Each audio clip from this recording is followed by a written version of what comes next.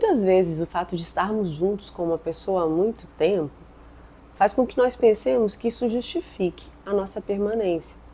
Muitas vezes, por termos nos comprometido com uma determinada pessoa, nos tornamos noivos dessa pessoa, nós acreditamos que de fato o caminho mais correto é o casamento e chega-se a pensar até mesmo que no casamento as coisas vão se acertar, vão se alinhar e vão melhorar. Na verdade, não é bem assim que funciona.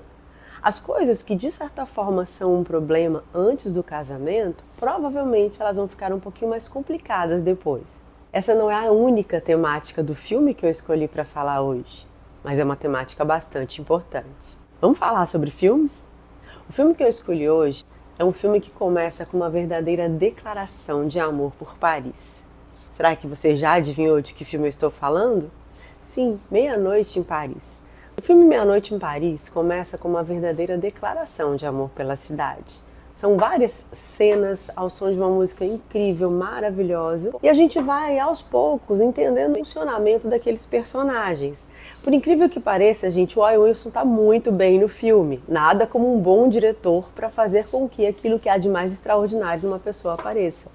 Ele interpreta um escritor de roteiros norte-americano que está meio enfadado com o trabalho, que está querendo escrever a sua grande obra, que é muito encantado por escritores que são consagrados, mas ele ganhou muito dinheiro fazendo o que ele faz e ele está meio que em conflito de carreira. Está precisando fazer um job crafting. E ele é noivo da Elizabeth McAdams e ele vai acompanhar seus futuros sogros para uma viagem a Paris. O filme traz algumas caricaturas, então assim, os pais da noiva, assim como a noiva de Gil, eram muito ricos, pouquíssimo encantados pela cidade de Paris, na verdade eles não veem o menor sentido naquilo ali. E o Gil era completamente apaixonado pela cidade, tanto que seu sonho é abandonar sua casa em Beverly Hills e morar num daqueles pequenos apartamentos em Paris com uma claraboia que ele pudesse dar a vista para os telhados onde ele escrever sua grande obra. Obviamente a sua noiva acha isso extremamente inadequado, pouco interessante, ela é muito pouco romântica. O que vai acontecer é que assim, a gente vai vendo desde o começo que é um casal que tem pouquíssima afinidade. Mas parece que ela se contenta com isso, porque é um partido interessante, porque já foi combinado, e ele parece nem se dar conta de que eles têm cada vez menos coisas em comum.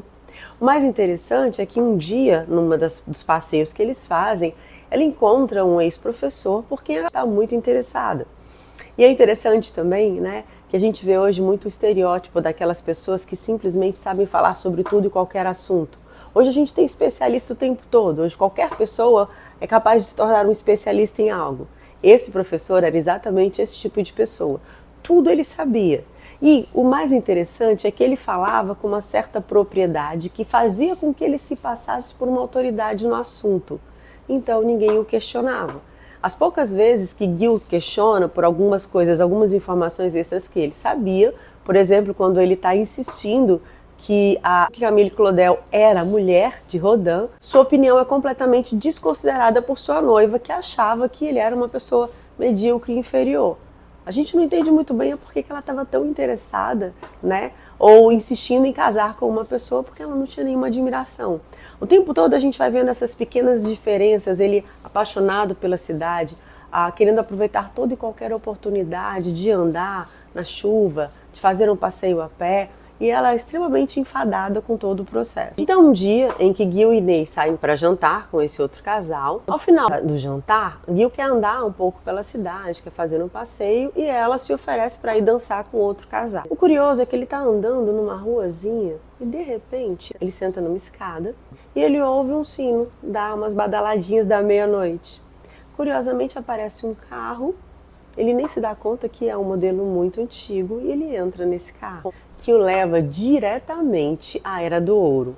O mais interessante é que ele se depara com alguns dos seus personagens preferidos, tanto do mundo das escrituras quanto do mundo da música. Ele vai parar numa festa em que Cole Porter está tocando, em que ele conhece Zelda e Scott Fitzgerald. E o interessante é que ele vai ficando deslumbrado e ele não está entendendo o que está acontecendo, mas ele está encantado com a possibilidade de conviver com essas pessoas. Não deixa de ser uma grande homenagem, né, que o Woody Allen presta a esses personagens E assim, eu fico me colocando no lugar dele, eu fico imaginando como seria a sensação de eu me deparar com um escritor que eu já li, com um escritor que eu admiro muito, né? E simplesmente eu estar sentada conversando com essa pessoa, quando essa pessoa ainda está pensando em escrever suas grandes obras, quando essa pessoa ainda está falando e discutindo os personagens ao ponto de que tem um momento que Ernest Hemingway entrega o seu manuscrito, o manuscrito do Gil, para nada mais, nada menos do que Gertrude Stein, vivida pela Cat Bates, sempre fantástica, mesmo numa pequena aparição. E ela pega e dá alguns palpites sobre o livro do Gil. E aí ela fala assim, tem hora que parece que está faltando um pouquinho de vida nesse personagem. Que é uma dica, um palpite que a gente vai ter para que a gente entenda por que ele tem uma necessidade tão grande de estar vivendo numa outra época, num outro mundo. Né? De onde vem tanta nostalgia? Existem pessoas, e eu acredito nisso, que têm uma espécie de alma antiga. Né? A gente é tocado, a gente é atraído por coisas que simplesmente fazem sentido pra gente. O próprio Jung gostava de dizer que ele tinha duas personalidades. A personalidade mais antiga, que era de um homem idoso, que aparece desde a sua mais tenra infância, que fazia com que ele se sentisse muito atraído por assuntos antigos, com assuntos de outras culturas, por religiões antigas. Então, assim, eu particularmente sinto um pouco disso em mim, eu reconheço isso, e talvez por isso esse filme tenha me tocado tanto, eu reconheço um pouco disso no personagem Gil. Ele era completamente fascinado pelo mundo da escritura, ele estava tentando entrar nesse mundo, ele estava tentando fazer uma mudança de carreira, e isso é muito interessante, gente, porque ele tinha uma carreira sólida. Ele não parece ter muito orgulho da carreira que ele tinha desenvolvido, mas sim, era uma carreira sólida, ele tinha um retorno financeiro muito interessante, mas isso não parecia estar preenchendo sua alma. E é muito bonito quando uma pessoa resolve se reposicionar a partir do momento em que ela não sente que a sua alma está sendo preenchida. E isso, claro, deixava sua noiva profundamente incomodada. E aí a Gertrude dá para ele esse feedback. O mais interessante é que ao longo do tempo, ele vai ficando cada vez mais fascinado, porque aí ele começa a entender, ele tenta levar a Inês para esse mundo, ela não tem paciência, vai embora, deixa ele lá, porque ele vai à espera de que esse carro apareça para que ele retorne. Então todos os dias, à noite, ele deixa de sair com a Inês para poder ter essa possibilidade de retorno. E um dia ele se toca que isso acontece sempre à meia-noite. Enquanto ele está fazendo isso, a Inês cada vez mais está saindo com esse outro casal amigo. E ao longo dos dias eles também ficam muito pouco tempo juntos porque ele está se dedicando a escrever o seu livro. Ele também fica encantado com a Adriana, que é a personagem vivida pela Marion Cotillard, que é a amante de Pablo Picasso. E uma hora, quando a Gertrude dá o feedback para ele, ela fala assim, olha, o Hemingway só tem uma coisa para te dizer do teu livro. Tá legal, tá tranquilo, mas ele não entende por que esse cara ainda não percebeu que a noiva dele está tendo um caso com esse professor. E é interessante porque, de repente, aquilo que estava absolutamente estampado chama a atenção dele. Parece que ele estava fazendo questão de ver. O mais perigoso disso tudo é que se não houvesse tido essa viagem, que se não houvesse tido essa viagem no tempo, essas duas pessoas provavelmente teriam se casado e teriam sido profundamente infelizes juntas porque elas não tinham absolutamente nada a ver. Ao ponto de que eles estavam em Paris, nunca estavam juntos e nenhum dos dois parecia estar minimamente incomodado com isso. E aí, assim, ele cada vez mais envolvido pela Marion, embora eles não tenham tido absolutamente nada, ele lá no mundo do presente, ele acha naquelas banquinhas encantadoras de Paris, que a gente tem a possibilidade, às vezes, de encontrar livros em edições muito antigas, ele se depara com o Diário de Adriana, em que ele não falava francês, e aí ele pede para uma guia, vivida pela Carla Bruni, que leia para ele o que estava escrito. E é exatamente a descrição da Adriana do que sentiu quando o conheceu. E dizendo que tinha ficado apaixonada por ele. E aí assim, na última vez que Gil encontra com a Adriana, como aparece para ele um carro que o leva para a Era do Ouro, aparece um carro que os leva para a Belle Époque. O interessante é que a Adriana, ela tinha vários amantes, mas ela não tinha ninguém. Ela estava, assim como Gil, perdida no tempo e no espaço. Ela não se encontrava no tempo em que ela estava vivendo, ela apaixonada pelo Gil também descobre que ele tinha um envolvimento com alguém. Então, assim, novamente ela estava envolvida com alguém que não estava disponível para ela. E quando eles vão para Belle Époque, ela parece se encontrar lá. Ela se encontra no lugar que faz sentido para ela. Curiosamente, assim como o Gil, eles se encontram em lugares que são distantes dos lugares em que eles vivem.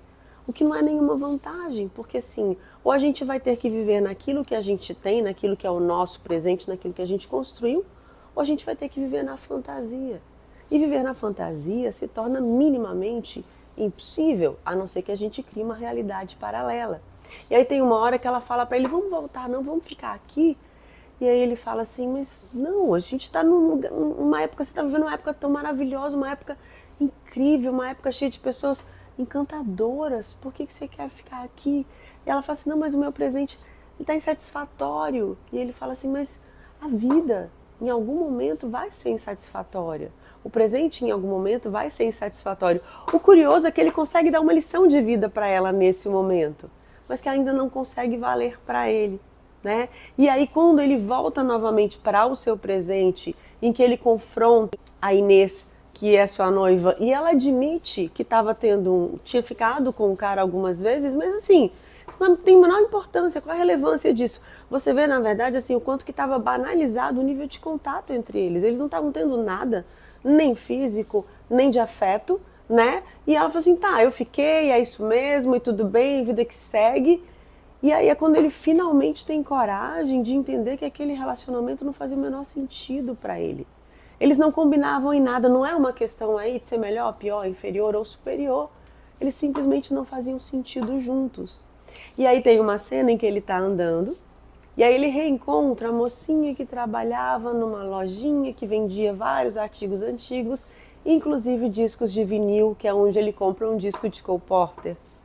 E aí ele está caminhando, encontra com ela diz que está voltando para casa, e ele pergunta se pode acompanhá-la e começa a chover.